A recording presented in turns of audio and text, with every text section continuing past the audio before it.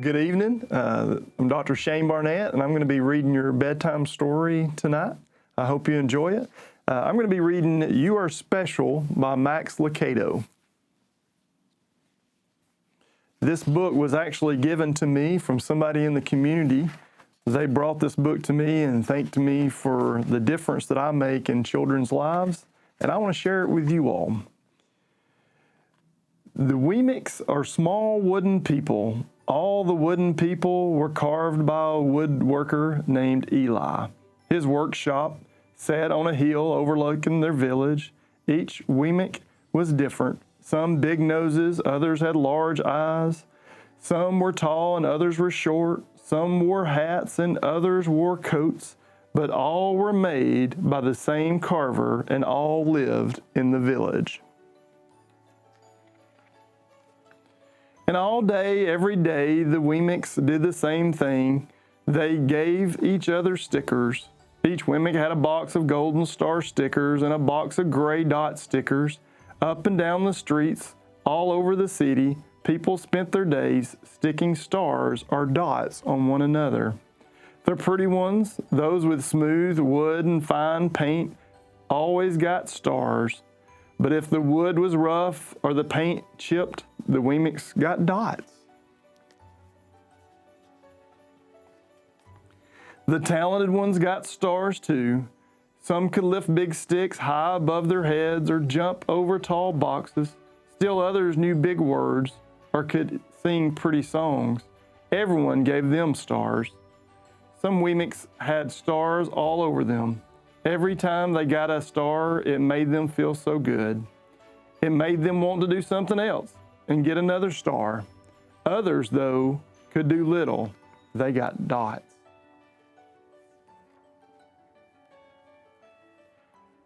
Punchinello was one of these. He tried to jump high with the others, but he always fell. When he fell, the others would gather around him and give him dots. Sometimes when he fell, his wood got scratched, so the people would give him more dots. Then he would try to explain why he fell, and he would say something silly, and the Weemics would give him more dots. After a while, he had so many dots that he didn't want to go outside. He was afraid he would do something dumb, such as forget his hat or step in the water, and then people would give him another dot. In fact, he had so many gray dots that some people would come up and give him one for no reason at all.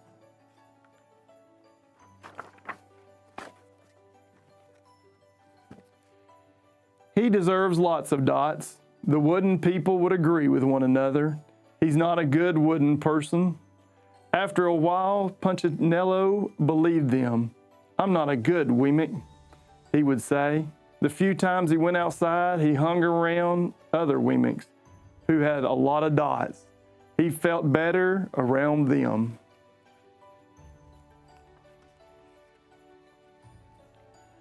One day, he met a Weemic who was unlike any he'd ever met.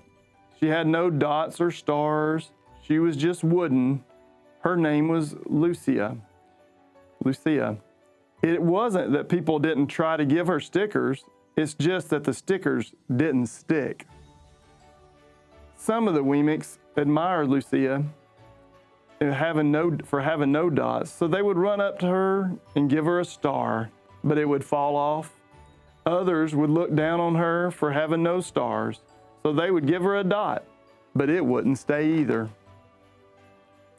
That's the way I want to be, thought Punchinello. I don't want anyone's marks. So he asked the stickerless Weemic how she did it. It's easy, Lucia replied. Every day I go see Eli. Eli? Yes, Eli, the wood carver. I sit in the workshop with him. Why? Why don't you find out for yourself? Go up the hill, he's there. And with that, the Weemic who had no stickers turned and skipped away.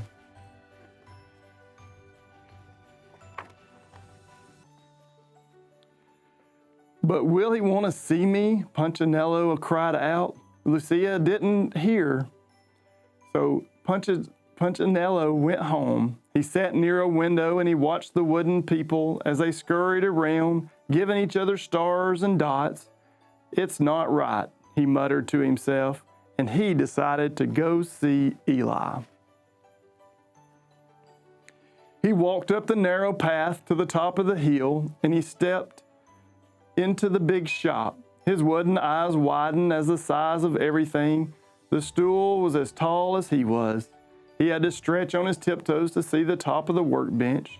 A hammer was as long as his arm. Punchinello swallowed hard. "I'm not staying here," and he turned to leave. Then he heard his name. "Punchinello?" The voice was deep and strong. Punchinello stopped. "Punchinello, how good to see you. Come and let me have a look at you." Punchinello turned slowly and looked at the large bearded craftsman. "You know my name?" the little Weemick asked. "Of course I do. I made you."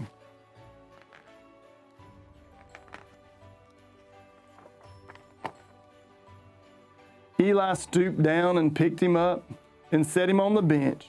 The maker spoke thoughtfully as he looked at the gray dots. "Looks like you've been given some bad marks." "I didn't mean to, Eli. I really tried hard." "Oh, you don't have to defend yourself to me, child. I don't care what the other Weemicks think." "You don't?" "No, and you shouldn't either. Who are they to give you stars or dots? They're Weemicks, just like you. What they think doesn't matter, Punchinello. All that matters is what I think, and I think you are pretty special." Punchinello laughed. "Me? Special? Why? I can't walk fast. I can't jump. My pain is pilling. Why do I matter to you?" Eli looked at Punchinello and put his hands on those little wooden shoulders and spoke very slowly. "Because you're mine. That's why you matter to me." Punchinello had never had anyone look at him like this, much less his maker. He didn't know what to say. "Every day I've been hoping you'd come," Eli explained. "I came because I met someone who had no marks," said Punchinello. "I know. She told me about you. Why don't the stickers stay on her?" The maker spoke softly. "Because she has decided that what I think is more important than what they think. The stickers only stick if you let them." "What?" "The stickers only stick if they matter to you. The more you trust my love, and less you care about their stickers." "I'm not sure I understand." Eli smiled. "You will, but it will take time. You've got a lot of marks, and now just come to see me every day and let me remind you how much I care." Eli lifted Punchinello off the bench and set him on the ground.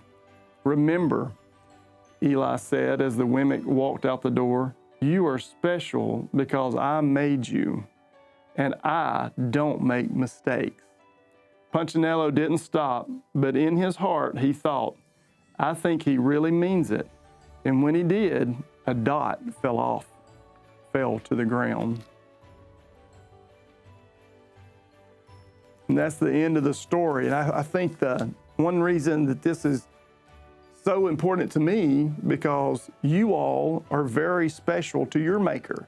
And I hope during this season that you realize that and not worry about what other people think, but just think about what your maker thinks of you. And he loves you as we all do, and wish you a very Merry Christmas.